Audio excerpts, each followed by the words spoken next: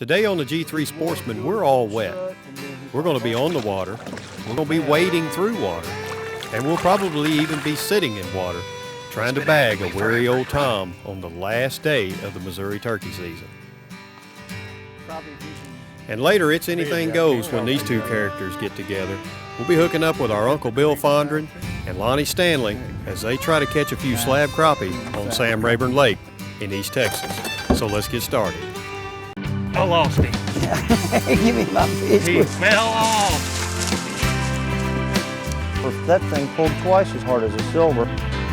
Look at this catfish!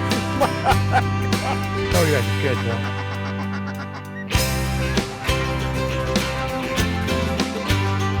Nice fish. Thank you, fish. That's what I'm talking about. Get you some of that.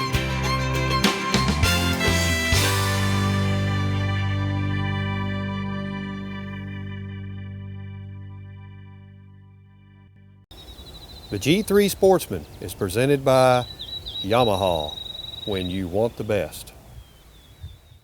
Hey, welcome to the G3 Sportsman. You know, the word bonehead may not actually be a word, but if it is, I'm sure if you look it up in the dictionary, my picture will be next to it. And this year has been certainly no different from last because I have pulled probably more bonehead plays than anybody. And on this hunt, it's the last day of the Missouri turkey season, and it's hard enough to bag one of these turkeys as the season grows on. But when you have something work out as well as what we did, and I pull the ultimate in mistakes, then that really, really makes it frustrating. The last couple days for us has been tough. I mean, tough. We have walked mile after mile after mile, and we cannot get the right setup. We found some birds roosting by the river, so we thought, all right, instead of coming in from the front and getting set up, which that has not been working, we're going to slide our boat in the water, and we're going to come in the back door. But you know, even the most well thought out plans can end with a bonehead mistake. That's where I come in. Slip in over here somewhere and kind of get settled down or something. We're fixing to get our butt wet. I know we may get rained out, but we might be able to get him to come in. All right. I'm gonna set that boat up a little bit more on the bank so it don't drift off. Okay. What's this rain gonna do? I don't know. I just don't know. They're sure not fired up this morning. Just gonna have to wait them out and see what happens. I mean, we ain't heard nothing. No, we're in a good location. And sometimes when they ain't got one like that, you get up where you know they're gonna be and go from there. That's about all you can do if they're not talking. Why don't you invent some of that repellent? Yeah, well, skin repellent. We could wear rain suits. Yeah. And burn up. Oh, you mean they've got rain suits? Yeah, they've invented them over the last 50 years. I'll have to check in on that. So we got set up, got the boat beached, got everything out, got up there and got set up, and didn't really think that this turkey was going to come in. He just more or less shut up, but about 5 minutes before we were about ready to bust camp, that's when he showed up over there at the edge of the trees, and he just kind of eased in real slow, just kind of like stealth mode.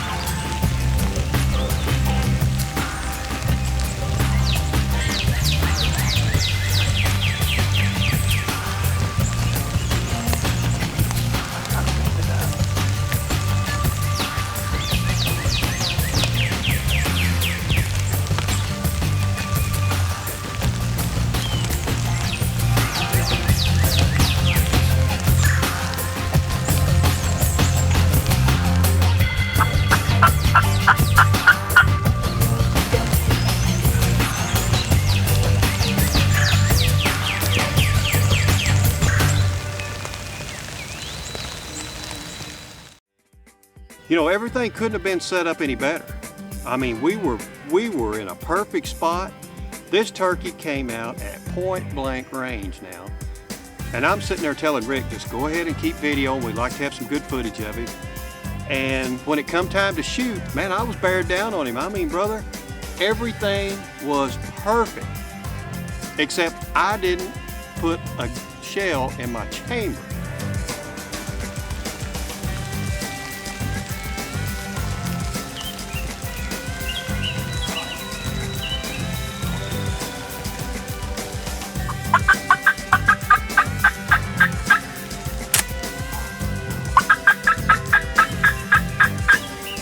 When that gun snapped, my heart just sank. Kill him, Lamb.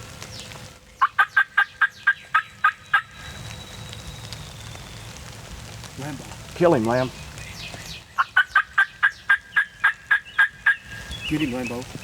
Put it on. And that turkey was really starting to spook. And then, hey, my show was over and Mark's show began.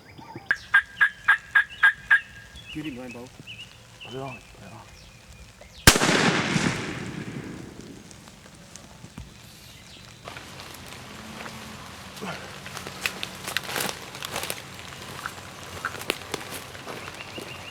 Things kind of turned for the better for me, which was pretty much unfortunate for Scott.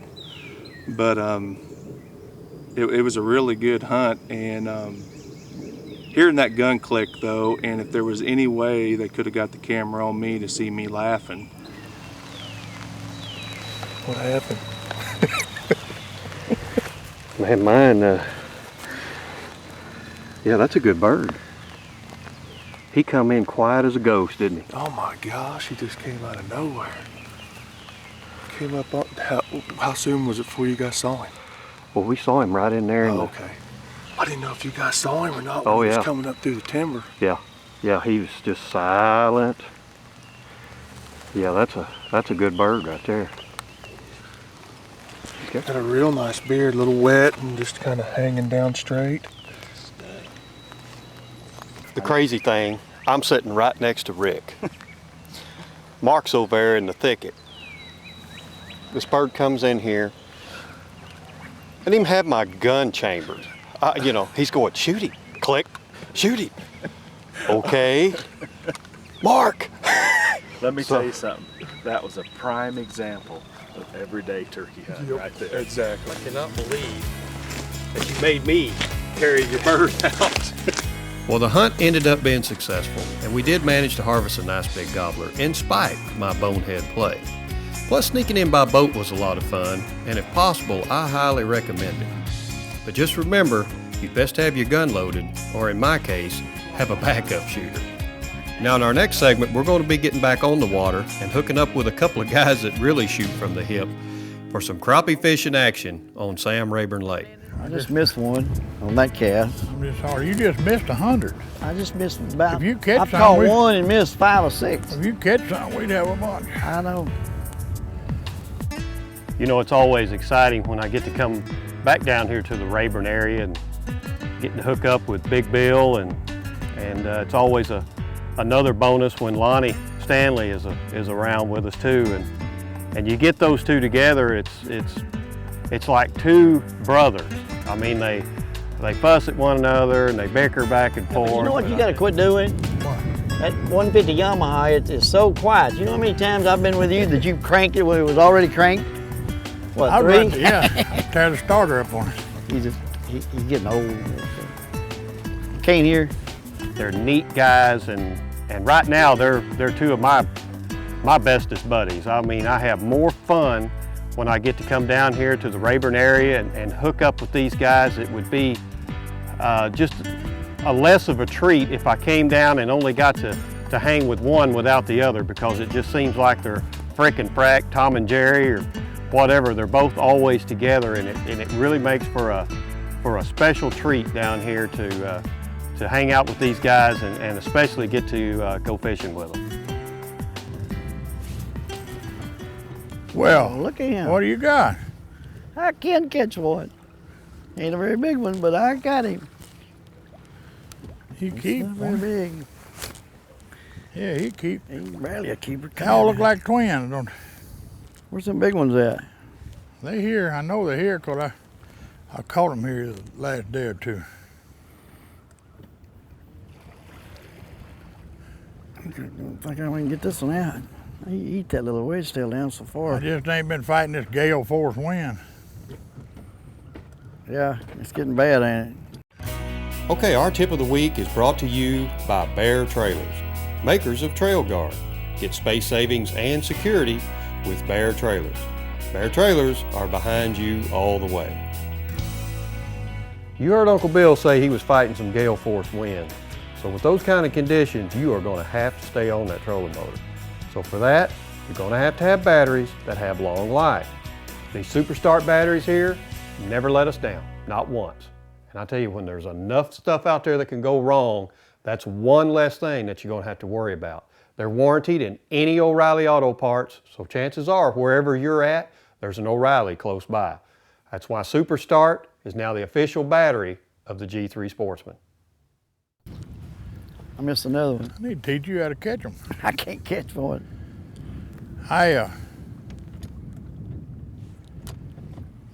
Since I started this little guide business, I found that crappie fishing is more family oriented than anything else.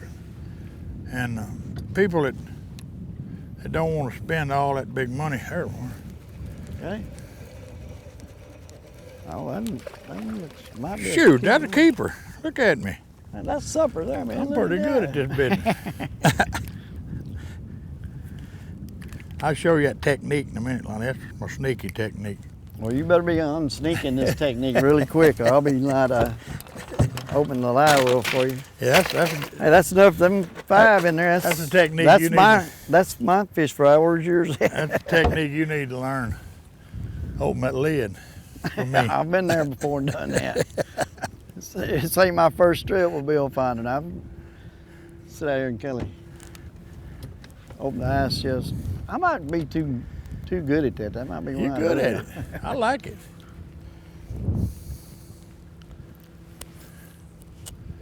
I may have figured something out then. I'm gonna try it one more time. If I catch another one, well, I'll tell you about it. If I didn't, it ain't gonna be worth telling. Why don't you just go ahead and kind of hint to what you did? What I'm doing is just slow roll. I'm slow rolling that jig. Slow rolling. Yeah, right across the top of that brush. And see there? It's working. Darn, I'm good, Lonnie. Yeah. I should start doing the same thing. Miss one.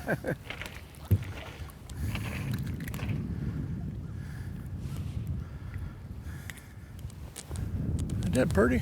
Hey, this is what it looks like, Lonnie. See here? Thank you. Shut up, leave me alone. You're making me mad now. I just missed one on that. Next time I hook, I'll let you reel it in. Please. I have no dignity when it comes to crappie fishing. You know, we've been doing this a long time. How long have you been guiding on that, Rayburn? About 20 years. 20 years guiding? Ooh.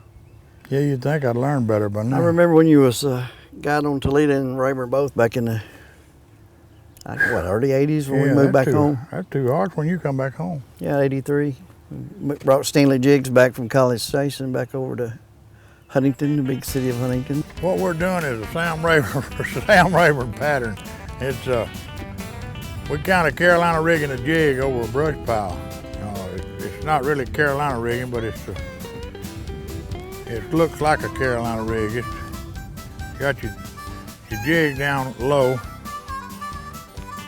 on a 16th or 32nd ounce jig head. It's a Stanley wedge tail. Rig like that, and about 1.5 feet above it, I've got just a little bit heavier split shot than the jig. And what that does is you stay off the top of the brush. Early in the morning, the crappie's on top of that brush. And you pitch to them, and this will fall in this manner. And that little tail will be wiggling, and that's when you get your bite. They'll just pop the far out of it.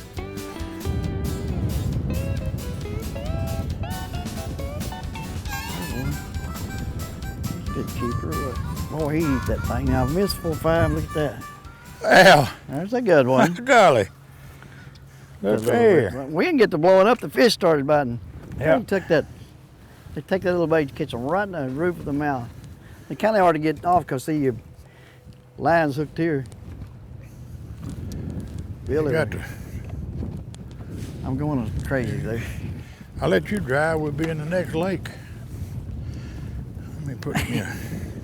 Come here, little guy. Come here, fella.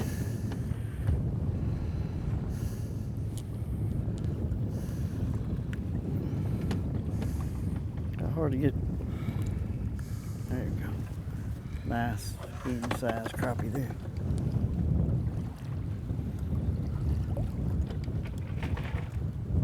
Miss that. And I didn't miss mine. you got him? Yep. Well, come on with it. Your old bad self. He ain't that. He's a I ain't keeper. teaching. I promise you, he's a keeper. I ain't think. teaching you nothing else. Ooh, that's a good one.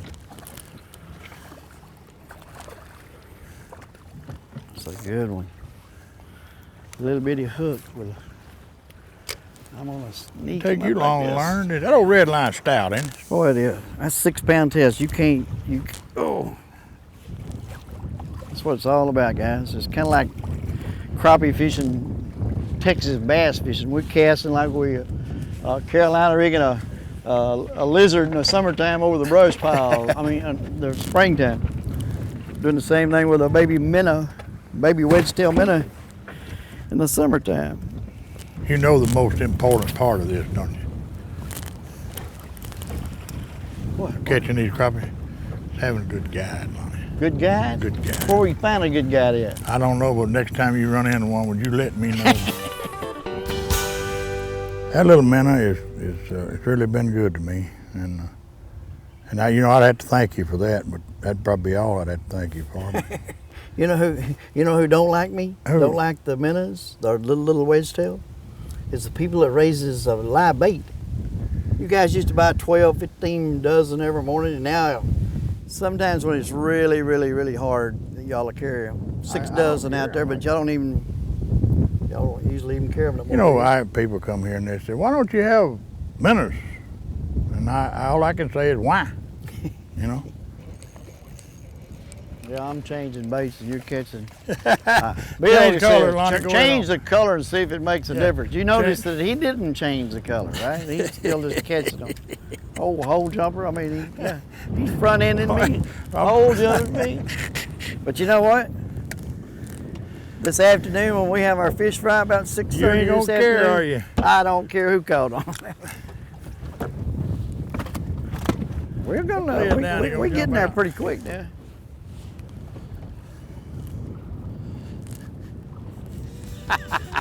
Shut up, leave me alone. James, come put you another color. Put your red one on there. That'd be good. I wish you wasn't so big so I could throw you in the lake. Now, I think if I took done a knee block, call it a cross block, knee block, I get you down on the bottom of the boat, I can get you whatever. I ain't getting down. Give me your rod real quick.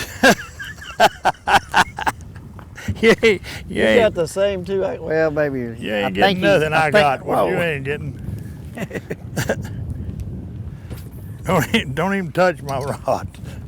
I'm gonna cut him off. You from mind the opening hole. that box there for me, sir? I really said do, you ain't doing man. nothing else. So, you know, I'll come out here and I did this with a sports writer one time, and we was catching him crappie. And he had me throw one in that box many times, knocked all the scales off of it so he could take pictures of it. no wonder you got 65 brush pile there. It took 20 years to build them all. What do y'all freshen them up though, don't you? Once a year. Twice, well, most times 3 times a year. When I'm busy, I can't Whoa, talk to that's you a right good now. I'm gonna act like a bass. Jump out of the water. Just missed one while you was catching that one. That's a good fish. That's nice, isn't it? Good. Look at that. Right on the top of the mouth. Every time. Just like clockwork. You know, that's a 3/4 pound fish. And Them's the size you want to eat, really. that's just a good eating size fish. You can tell how big they are by my hand. Of course, I got a big old hand, but it's fluker reel. You can see the size of them. And they're pretty too. And they're in the box too.